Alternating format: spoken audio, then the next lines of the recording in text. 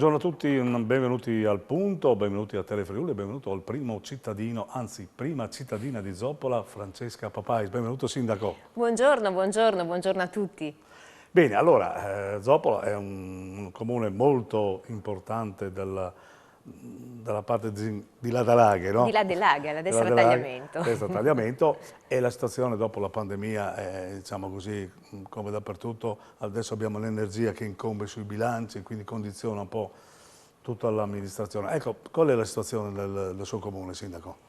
Beh, stiamo lavorando ovviamente in modo importante per guidare questa situazione. Forse più anche della pandemia, la crisi energetica è sicuramente ancora più devastante, in particolare per le imprese. Noi nel 2021 siamo andati in Consiglio Comunale e, condividendo anche con i gruppi consigliari, abbiamo condiviso il fatto che dopo una pandemia era come dopo un terremoto, quindi abbiamo chiesto a quale gruppo consigliare fosse disponibile a supportare, a dare una mano per il bene comune. E così anche il gruppo Cardente, che era inizialmente in opposizione, è entrato in maggioranza, con cui stiamo lavorando proprio per accompagnare diverse situazioni che riguardano ovviamente la crisi, ma anche per rilanciare in modo positivo delle proposte che guardano e traghettano ovviamente il nostro territorio verso il futuro. A questo proposito, venerdì sera organizzeremo un importante convegno dal titolo Energia, una comunità protagonista. È vero, ci sono dei problemi, ma dobbiamo cercare delle soluzioni. Quindi ci sarà la possibilità di confrontarci con l'Università di Udine, con l'Agenzia per l'Energia del Friuli Venezia Giulia e ovviamente con il mondo delle attività economiche, in particolare ci sarà presente Confindustria e tutti i rappresentanti delle categorie economiche. Ecco, un primo punto di partenza per avere anche dei consigli pratici per i cittadini, ma non solo, un confronto importante anche con le imprese. Da poco abbiamo aderito anche alle comunità energetiche della pianura pordenonese, questo sicuramente è un primo punto di partenza. Uscivamo però anche da una situazione abbastanza, diciamo, positiva come comune, perché già negli anni abbiamo iniziato a fare importanti investimenti nell'ambito del risparmio energetico. Ecco, Anche qualche amministrazione prima di me, per cui di fatto io ho ereditato una situazione e abbiamo continuato proprio in questa direzione. ecco, a questo proposito, comunque sia, le opere e gli investimenti continuano, no? Assolutamente. Soprattutto nel campo dei lavori pubblici, insomma, mi pare che sia Da molto poco attivo. andremo a inaugurare proprio, la scuola è già attiva, ma in occasione del Santo Patrono di Castionza andremo a inaugurare una scuola NZEB, quindi di fatto a bassissimo impatto energetico. E abbiamo rinnovato moltissimo anche le lampade, ovviamente sostituendole con lampade di nuova generazione, parliamo ovviamente di illuminazione pubblica e lampade a basso consumo energetico.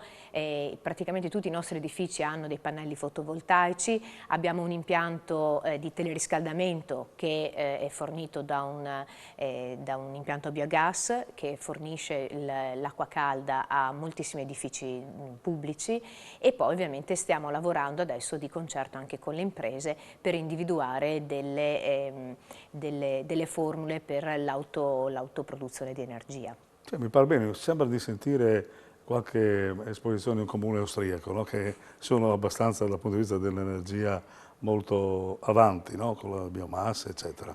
Complimenti.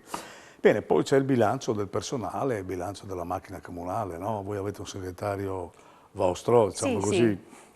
Siamo a molto tempo pieno, fortunati, ecco, perché io questo. dal mio primo mandato ho sempre il dottor Greco che ci accompagna in questa esperienza, e ecco, posso dire che ovviamente stiamo sempre in nome, credo, un principio di solidarietà, supportiamo anche i comuni più piccoli. Noi siamo in convenzione con il comune di Mortegliano ormai da diversi anni, però abbiamo dato Ecco. sempre, grazie anche alla collaborazione del segretario, perché in primis lui protagonista, un supporto anche ai piccoli comuni, in particolare poi anche quelli della montagna. Beh, questa è una cosa molto bella perché il momento è un po' particolare, no? Come è particolare anche la questione che riguarda un po' la sanità, e mi riferisco ai medici di base, no? Lei è anche presidente del CAL, quindi insomma qualcosa ci può dire, qualcosa di più, perché ANCI, CAL, Regione, in qualche modo ne parlerete, perché ogni tanto qualcuno va in quiescenza e quindi la gente è un po' preoccupata, che anche dal punto di vista psicologico, insomma, non avendo il medico, andando in un comune limitrofo, comunque è un disagio per i cittadini, no? E com'è la situazione, Sindaco? Ma anche noi siamo, il comune di Zoppola di fatto con l'ultimo medico che è andato in quiescenza di fatto siamo ancora in attesa della sua sostituzione. I medici di medicina generale che attualmente operano hanno ampliato il numero diciamo, dei pazienti, quindi sono passati da 1500, hanno aumentato il massimale a 1800. È ovvio che questa è una situazione di emergenza che riguarda un po' tutti i territori anche limitrofi. Ci siamo confrontati più volte sia in ANCI ma anche in diversi contesti, anche con l'assessore alla sanità, e di fatto si rimanda un po' anche a una problematica nazionale, perché effettivamente questo, stiamo anche con Federsanità, proprio con il dottor Napoli, abbiamo spesso condiviso insomma, anche queste situazioni, ma da affrontare anche rispetto a quelle che possono essere dei tavoli nazionali che in questo momento sono in campo. Rimandare solo è un problema romano, ovviamente sì. non può essere la risposta. In questo momento anche il Presidente della Regione è a capo della conferenza delle regioni, credo che sia un ruolo anche strategico e importante dove si possa incidere, si può incidere anche come Regione Friuli-Venezia Giulia. Il tema dei medici di medicina generale è un tema di stretta attualità, è fondamentale avere il territorio presidiato, perché se abbiamo il medico di medicina generale fa un grande lavoro di prevenzione, svolge un grandissimo anche lavoro sociale per le comunità, di fatto ci saranno meno persone che vanno al pronto soccorso, questo è fondamentale. Quindi lavorare sulla medicina integrata io credo che sia assolutamente questo il futuro. Molto spesso ci dicono mancano medici di medicina generale, manca proprio le risorse umane. Ecco, io credo che un grande lavoro con l'università sia necessario fare, anche sul numero chiuso. Quindi è una partita che assolutamente deve essere giocata con grande urgenza, con grande emergenza, ma credo anche con grande lucidità. Le proposte in campo ci sono, si tratta di metterle in pratica. Insomma, il tempo dovrebbe giocare un po' a favore, nel senso che adesso il governo dovrebbe andare in pista, quindi il nostro Presidente, che mi pare che è molto attivo, dovrebbe avere nell'agenda sua politica al primi posti questi argomenti che sono dirimenti per la vita dei cittadini, no?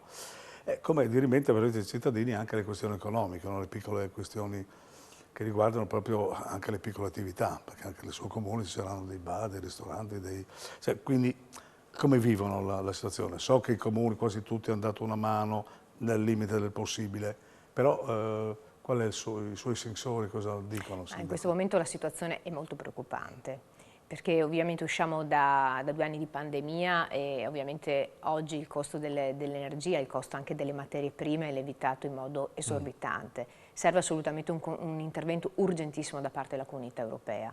E poi ovviamente a cascata anche da parte del governo centrale, perché qui rischiamo altrimenti di far saltare quello che è ovviamente un equilibrio. Oggi i piccoli negozi di prossimità sono un punto di riferimento fondamentale per le nostre comunità e devono ovviamente essere sostenuti. Sento che c'è grande preoccupazione, ma di fatto quando ti arrivano in comune con bollette, piccoli negozi da 6.000 euro per l'energia elettrica, capite che siamo a livello di disperazione. e veramente siamo a livello, veramente, come dice lei, di disperazione. Ma noi dalla disperazione dobbiamo sempre trasformarlo in una proposta, perché altrimenti non accompagneremo in modo corretto e onesto i nostri cittadini, che si trattino di imprese, che si trattino ovviamente di privati cittadini. Oggi stiamo mettendo in campo una serie di proposte, quindi invitiamo anche i cittadini a partecipare a questo convegno di venerdì, proprio perché non risolveremo il problema globale, di certo, ma nella situazione locale possiamo intervenire anche con piccoli accorgimenti, ma anche e soprattutto facendo comunità. Perché credo che questa proposta anche delle comunità energetiche metta in campo tutte le energie del territorio. Poi parlava di governo, speriamo che al più presto mettano in campo anche i decreti attuativi, perché questi sono interventi urgenti che devono essere messi in campo e penso anche che in un momento straordinario servano assolutamente strumenti straordinari.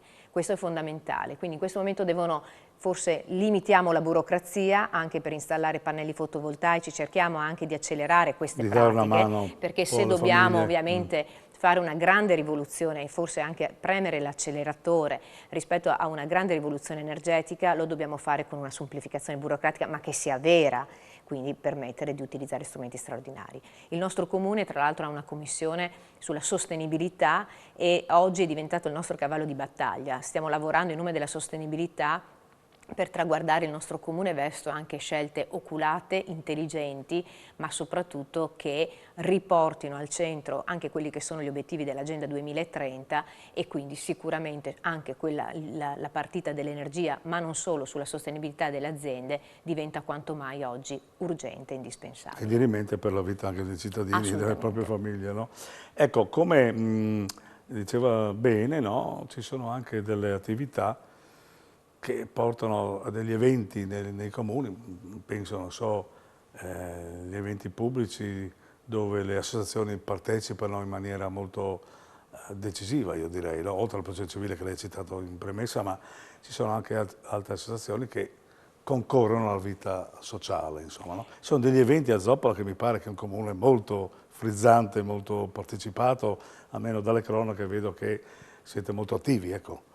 Beh, abbiamo appena concluso e grazie anche per questa domanda perché siamo molto orgogliosi delle nostre associazioni. Il volontariato è il cuore pulsante di una comunità e il timore più grande è che dopo la pandemia si spegnesse un po' quella fiammella del volontariato. Invece per fortuna è ripartita alla grande, quindi c'è una grande attività da parte delle nostre associazioni. Abbiamo appena concluso un bellissimo weekend, abbiamo ospitato le giornate del FAI con apertura straordinaria del castello, di Villa Babuin, di realtà produttive storiche come la distilleria Pagura, Coopropà invece è un'azienda di produttori patate proprio in nome della sostenibilità, ma anche lo studio dell'artista Stefano Ius, la galleria civica Celso Giovanni Costantini, perché abbiamo creato parallelamente anche un percorso sulle orme di Celso e Giovanni Costantini, che sono due prelati del territorio che insomma hanno tenuto alto la bandiera, come si dice, e sono state due figure estremamente importanti. Uno è stato il cardinale Celso Costantini, è stato il primo nunzio apostolico in Cina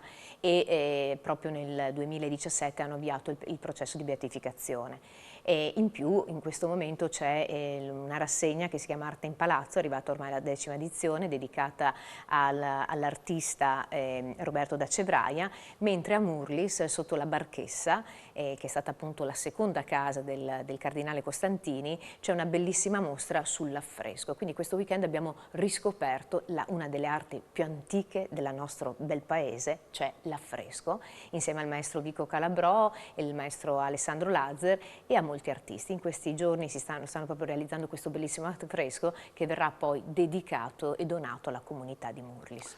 Bene, mi pare che il sindaco di Zoppola ha dato un quadro quasi perfetto del suo territorio, insomma l'ha propagandato molto bene e naturalmente andremo a fare un giro a Zoppola, invito anche voi ad andare a vedere, a toccare con mano questi eventi, insomma, no? Allora, grazie a Francesca Papais per la disponibilità, naturalmente sarà ospite ancora da noi e magari con qualche altro scoop. Va bene, grazie anche a voi, ci vediamo la prossima volta con un altro primo cittadino o prima cittadina e alla prossima.